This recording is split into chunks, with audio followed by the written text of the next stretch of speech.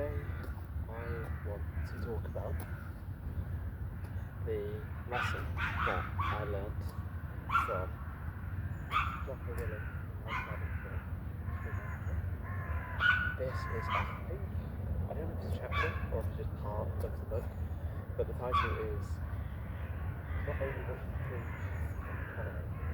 And I think this is really useful because in today's world you've got so many people, you've got so many people who preach a bunch of stuff. They talk about, oh, this is the best thing to do, and this is how you should do it, and this is why you should do this, and there's all the debates and other things that people talk about that could be this. But how many people actually live what they talk? That's a different story, because it's so hard to do that.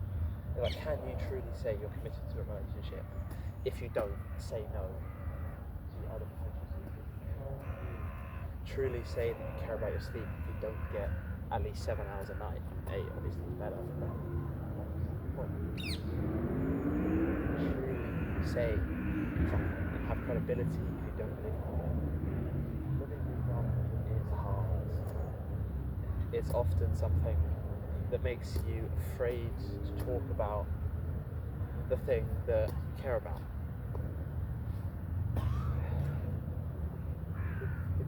I find it hard to talk about sleep for the first time and how I sleep at night, because you're afraid that you won't do it.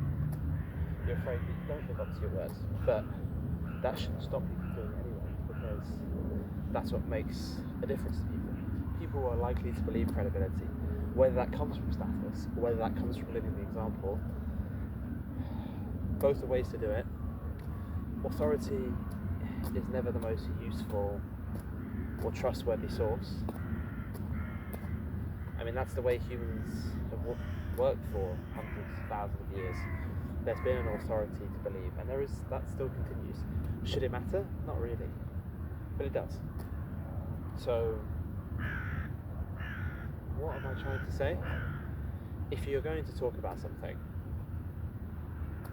and there's not an 100% fact, it's an opinion, living by it is a good step to begin with, because if you can't live by it, then why are you talking about it so passionately? Sure, there are some circumstances like having kids that will prevent you from getting 8 hours of sleep, and that's fair enough.